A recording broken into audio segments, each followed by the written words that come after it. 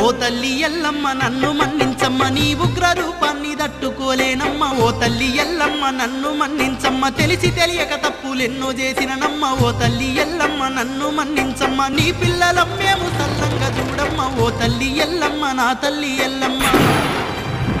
ఆడదాని వంటూ అనుకుంటేమి గాని ఆదిశక్తి వాణి అనుకోలేదమ్మా. లోకులు అంటున్న కాకి మాటలను నమ్మి నిన్ను నరక బాధ పెడితీనమ్మా.